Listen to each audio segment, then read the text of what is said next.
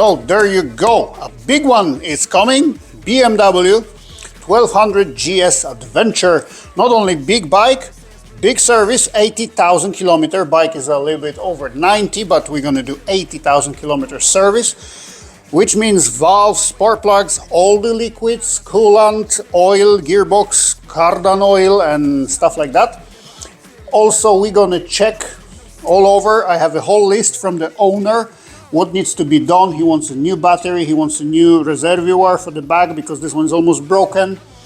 The steering lock doesn't lock, so we have to check that. Believe it or not, this guy sometimes is driving with a sidecar. That's why there you have this strange looking pipe under the engine. On top of that, we're gonna do check all over the bike, and also the owner of this bike is a smart one.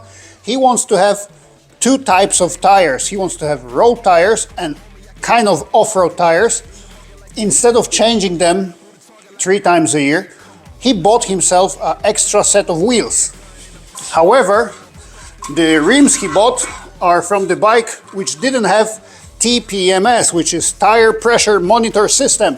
It's just simple valves on that one. So I have to put 2 new sensors and then we're gonna code them into the dash.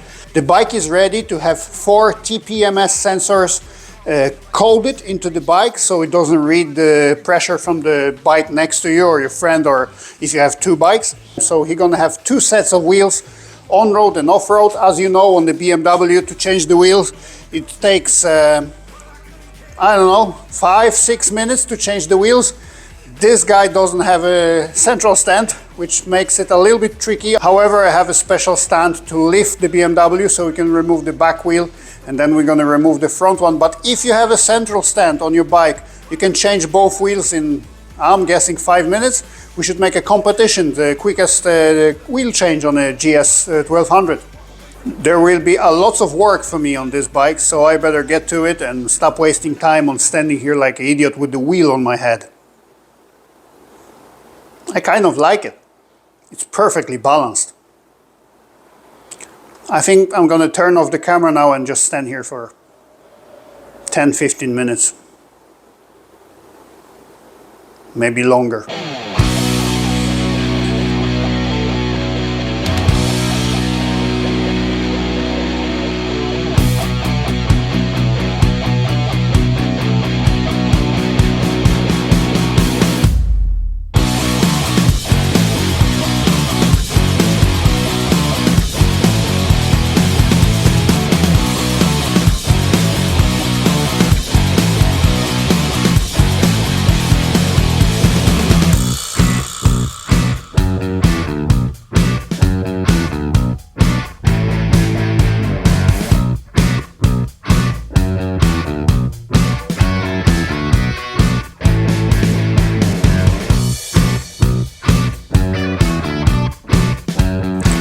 So here are the specs for the valve clearance. Intake is from 0.10 to 0.17 millimeter, which ideal is 15, and exhaust is from 0.34 to 0.41, which ideal will be 35, 36-ish. I check all the valves, and they all in specs. I guess they've been very well adjusted, and you have to remember the materials used to build that engine are very high quality. The production line is very precise and also very high quality. This is a high quality product from our Deutschland friends. We don't expect too much troubles with it. By the way, this is a box for the new battery for that bike. The bike got a new battery. Old one wasn't that bad. It was enough to start and run the bike. Owner probably gonna have some long trips this year, so I don't want him to have any surprises on the way and have bad memories about me.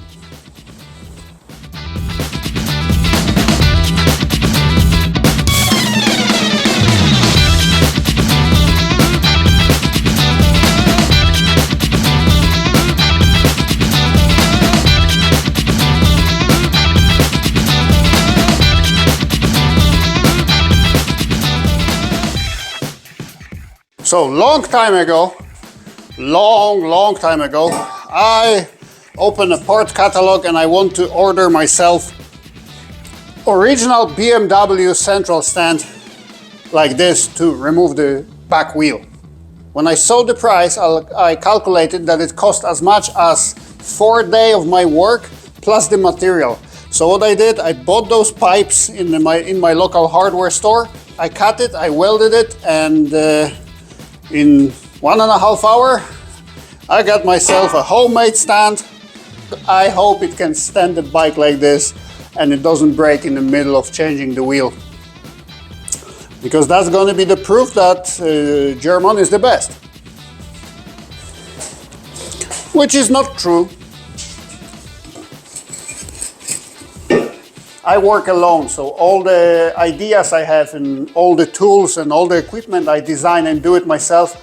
I do it so it can be used by one person because I don't have anybody here to help me with anything.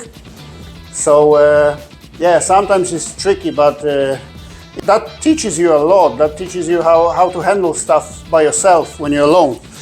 So I made this handle extra long so it's easier for one person to lift the bike and control it at the same time.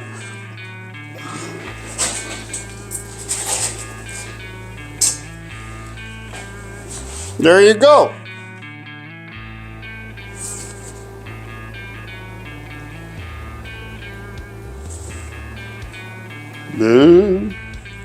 It's kind of moving, but it works.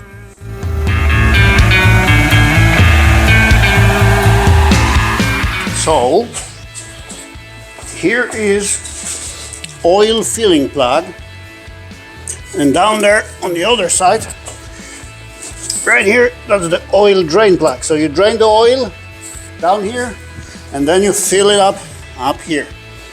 Don't think that you have to fill it up to this level. The oil filling hole is not the level.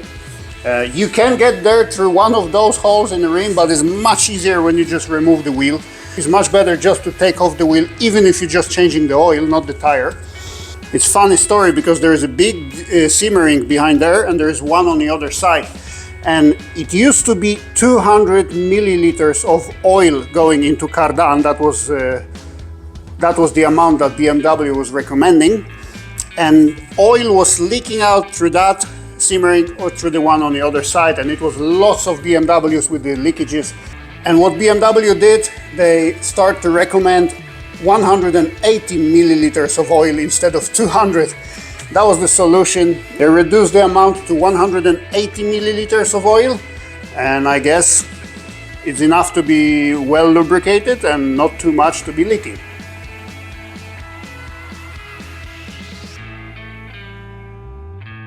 So what's important here is to change this little copper washer on the filling plug, and also there is an O-ring down here on the drain plug. And very important, inside here, inside the drain plug, there is a magnet which is gathering all the metal dust and all the crap. You have to remove that and clean it very nicely. Also leave the cardan open for a while, let the oil drain out completely. And then what I do, since it has to be precise, I inject 100 milliliters using this, and then I fill it up to 80 and I inject 80. So it's very precise, 180 milliliters of Cardan oil. Fully synthetic, please.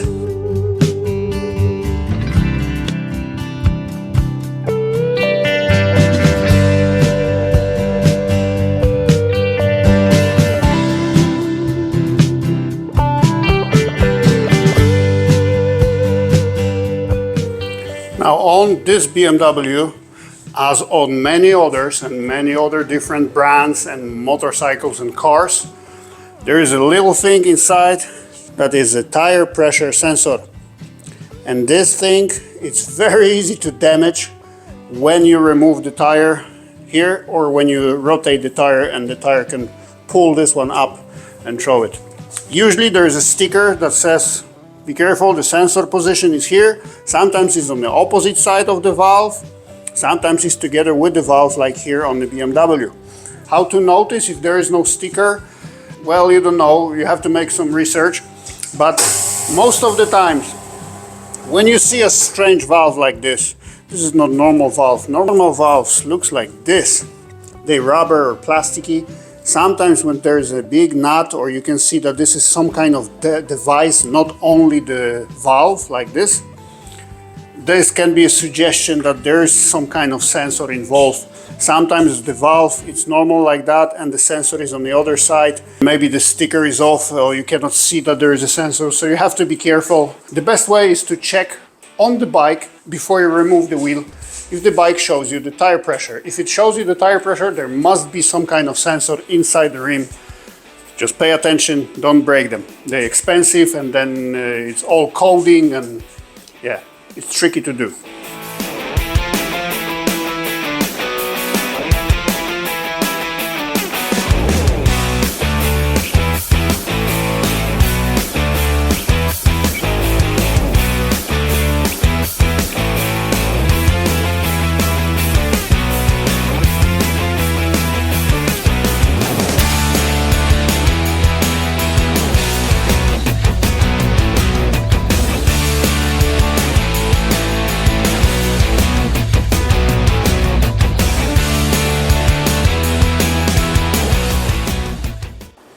I am in a shock right now, and you may be as well, because the bike changed, and this episode is glued together from a long time of filming. I still have the other R1200GS, but when I was try to code the wheels, it turns out that the GS1200 Adventure, the one I have outside, the one I just worked on, you just see me worked on, does not have place for 4 sensors. It can have only 2, which means that when the owner gonna change the wheels to the off-road one, they're not gonna show the pressure, which the solution is either buy some gadgetry that you can connect to the bike and then code it, or it's much simpler, just buy a OBD2 connector, and there's an app on your phone called Motoscan, and you can code the new wheels very quickly. So that's the solution for him. I am amazed because some weeks ago I was coding new sensors on the Bmw C650 GT. Yes, it's a scooter, it's a maxi scooter, and that bike had place for 4 wheels. Who needs 4 wheels on a scooter? I don't know. It's much more logical to have extra wheels, set wheels for the GS1200 Adventure. Well, he's gonna have to code it. I'm gonna have to code it for him every time he changes them, or he's just gonna have to buy a cable and an app and pay for the license. It's not that expensive, and then you can run your own diagnostics, delete the fault codes, check the fault codes, and stuff like that. So the wheels still there. Probably gonna mount them next year. The service on the 1200GS Adventure is done, as you've seen, all the valves and everything. And now I'm gonna switch a little bit because I have this one, 1250, and I don't want to make a separate episode about that, because now I'm gonna say something that's gonna piss off a lot of you. 1250, 1200, same bike for me. What's the difference? Not much. No, I'm just kidding. This is much more different bike. The principle is the same, but it has more gadgetry, bigger engine, and blah blah. For me, it's the same. Anyway, this engine has a big noise from the, I'm suspecting, a rod bearing on the crankshaft. I'm not sure, but that's why I have to open the engine. Drain plug was not tight, and it screwed itself out, and the oil came out. Strange. The owner says that he didn't get any warning on the dash. No low oil pressure, nothing, no overheating, absolutely nothing came out. Maybe, I don't know, maybe he was standing up and looking ahead, because if you stand up on this bike, especially if you're going in that position, you don't see a dash. So he might missed it. He also have like a GPS Garmin bracket here, which is kind of covering the display. So maybe he just missed it. Anyway, The engine was running for a little bit without oil, and now there is a big noise. I think it's from the connecting rod. Well, let's get to it.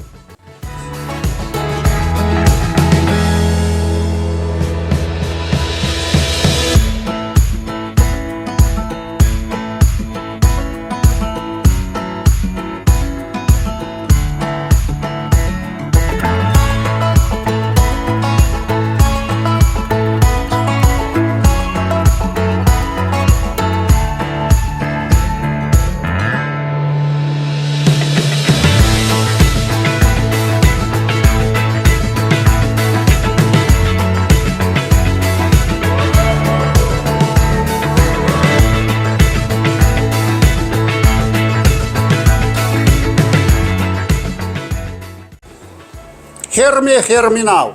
So, what I discovered is bad news for me, because I need to completely remove the engine. There is nothing wrong with the cylinder head and the valves. There is nothing making noise there, but I found out what is making the noise. So that's the piston. The piston is connected to the crankshaft by the connecting rod, and there are two bearings, sort of. They don't have balls or needles. They just like sliding on a oil film that is created by the pressure from the oil pump. So the one, it's in the rod up here that is connected to the piston with the piston pin, and the other one is connected straight to the crankshaft. And I think that's the one that is broken, the one that is on the crankshaft. How to check that? I can move the crankshaft a little bit by spinning the clutch basket right here.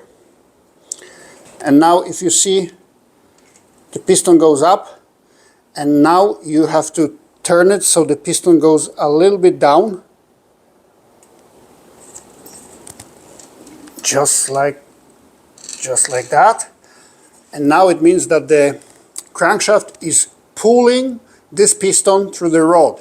And if you press on the piston right now and it makes any kind of noise or minimal movement, it means that the bearing on the rod is loose enough to be making noise and damaging the rest of the engine. So everybody listen carefully. I'm going to press the piston down now. The crankshaft is not going to move, it's just the piston that's going to jump a 1 or a half a millimeter down. You probably didn't hear it, but I can do it again.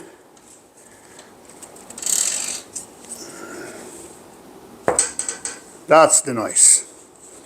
I'm going to try to do it again in case you didn't hear it. And just listen to that. Yes, that means we have a free play on the crankshaft on the rod bearing between the rod and the crankshaft. We have to check also the bearing on the crankshaft itself. That's the same type of bearing. They slide on the oil film between the engine case and the crankshaft. Usually when one breaks, it generates some kind of mess in the oil, and this mess is traveling with the oil inside the engine through all the bearings. The head and the camshafts and everything looks surprisingly good. There is no visible scratches and damages. I do not have the oil because the oil came out while he was driving, so we don't know how much mess was inside the oil. But if I look on some leftovers like here, it looks very clean. So I have no idea why this broke. We have to open it more. Maybe it's not the bearing, maybe it's the rod that is cracked. That also is a possibility. The two bolts that's closing the connecting rod on the crankshaft, maybe something there is wrong. It sounds like typical rod bearing fail, but we will see.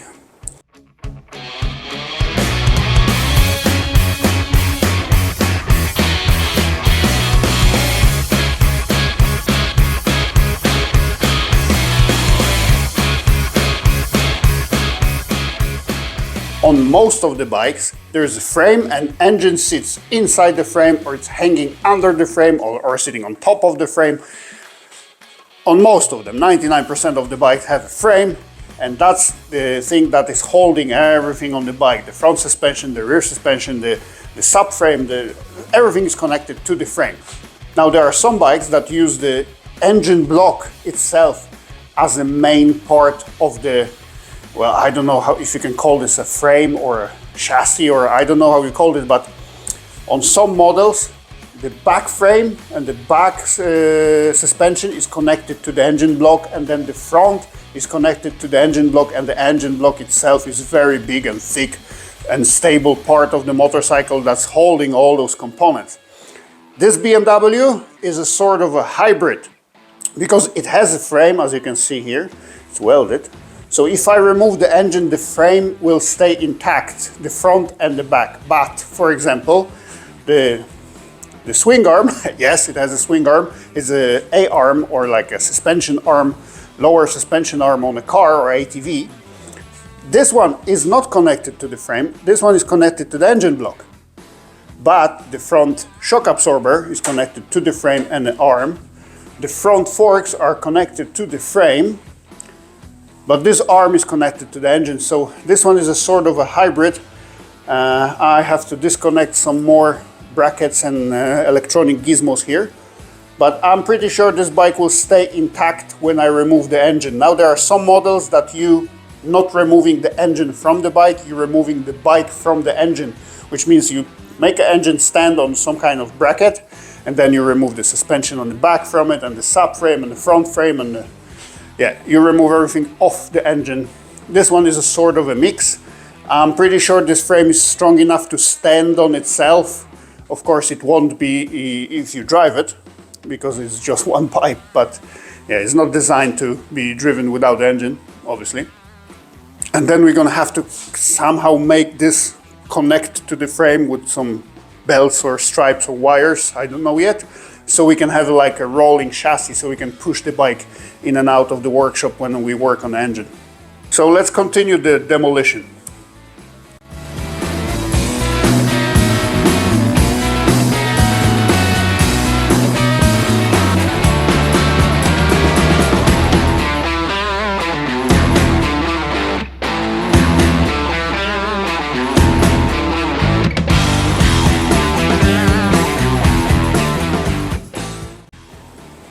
And the heart is out right here. As you can see, it took only 35 seconds to remove it. No, I'm just joking. It's actually like about 3 hours of solid work to get this engine out. So I put some plastic zips here, so this A-arm is connected to the frame. The actually upper triple clamp is the only one that is connected to the frame. The lower one is so low. It's right here, and it's connected to this A-arm. So it kind of moves if the A-arm is not connected to the engine block. So I hope I can push this frame around, because it will be a while before we can get the parts and replace. I think we have to replace the whole crankshaft on that one. I'm going to open this engine now and just check what's going on inside. But meanwhile, the frame needs to go out and other bikes have to come here. So let's open the engine now. Some components needs to come off first.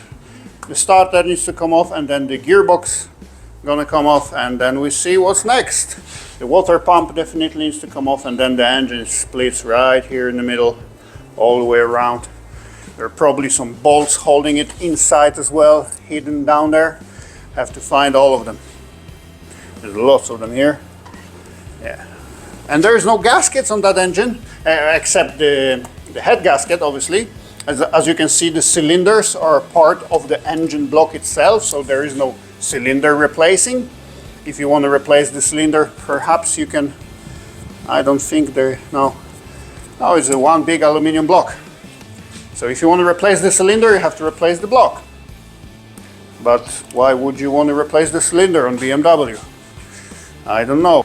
I can say this now, that the failure on that engine is due to human. The operator made a mistake. I don't think there's anything wrong with this engine as an engine itself. I don't think they made it wrong in the factory or something. It's 100% a human fault.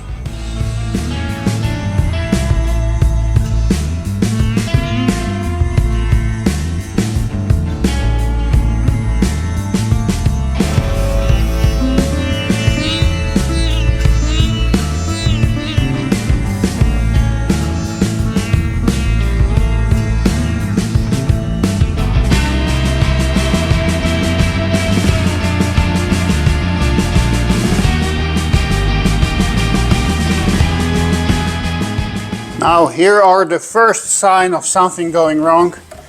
It's a mess inside the engine. There's a little bit of metal here, and you can see in the oil there's like a sparkling powder. That's one of these bearings. The bearings on the crankshaft are over there, but here are also important bearings, these two. Those one are for the input shafts. This big shaft over here, that's the one that is taking the power from the clutch and sending it into the gearbox. So we can already see some damages on that. The loss of needle bearings. I'm not sure what will be the condition of those. Here is your stator, very nicely hidden. Let's continue because we need to get the crankshaft out.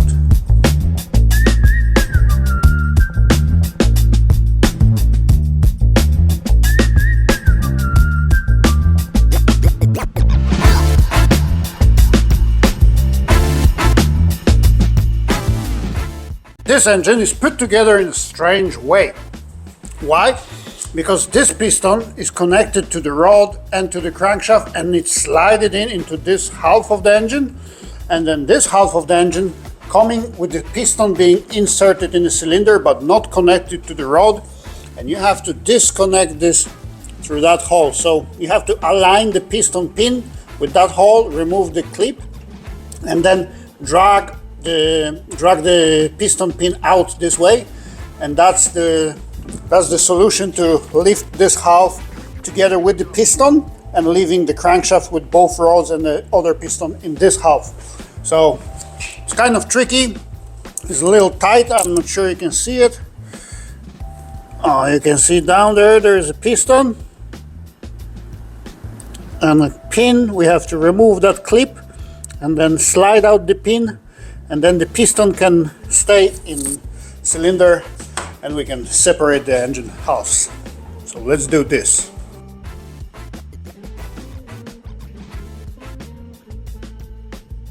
And there you go. Here is your mess. You can clearly see the different color. In this area is much darker than the rest of the crankshaft. That's the one that failed. That's the one that probably broke. That's the main crankshaft bearings. So these are dead. The crankshaft, I think it's dead. Gonna have to be replaced anyway. All the other bearings dead because the oil was traveling with this crap inside. And you can see now when it's coming out, the oil is full of, I cannot see it on the camera, but I can see it. So yeah, here's the problem. That's our rod that failed and made all this mess in the engine. So I hope we can save the crankcase, and all we're gonna have to do is replace all the bearings and the crankshaft together with the rods. I have to look inside the cylinder a little bit more. Here is a piston.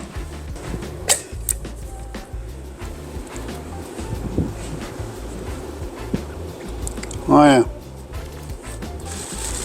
Doesn't look super bad. I can see scratches and marks, and in bike like this, in such an expensive bike, you don't want to mess up with this. So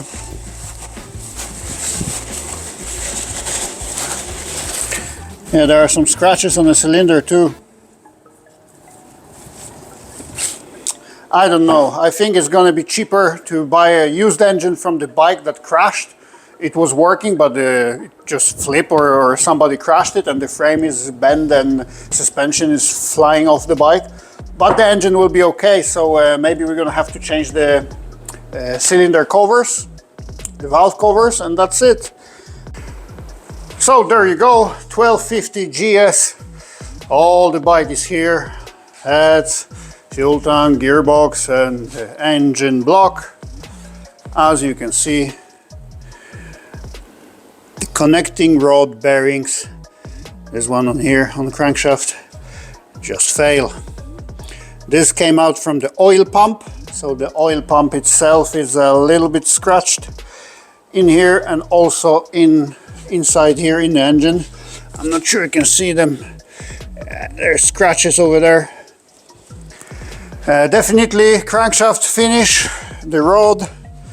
I love how they crack this connecting rod instead of just machining them. Looks like something is wrong, but that's how it's supposed to be, except this colors here. Of course, this one was too hot, so it's probably warped. It's out of its dimension, so even just putting new bearings won't help. The crankshaft bearings are scratched kind of badly, bad enough to not be ever used again. Well, we'll see now. The customer will come and we're going to discuss what's going to be cheaper for him, fixing that engine with all the new parts, all the gaskets and my work to putting it together, or to get the used engine from, like I said, crashed bike or something else. Maybe somebody just have an extra engine lying around like I do for Tenere. So we will see what's going to be cheaper and quicker, because for example, if next week I can buy a used engine, we'll just go and buy it and install it, and then in 2 weeks time the bike will be drivable and he can go and enjoy the winter on his GS. This bike is very popular. There's lots of people crashing them. It's funny, but it's true. Some people think it's a very capable off-road machine, which is not. Some people finally saved up to buy themselves GS 1200 and they crash because it's the first bike they ride for the last 30 years and they don't understand the power that comes from that bike. So we'll see what's going to be cheaper, what's going to be quicker, what the customer wants. So Bmw 1250GS, broken engine. And there are initials inside the engine block, GG6493. It's probably some guy who assembled the engine. They marked it so they know it was them in case anything happened. Sir, something happened. Whoever you are, GG6493, I'm not saying it's you, but it's you.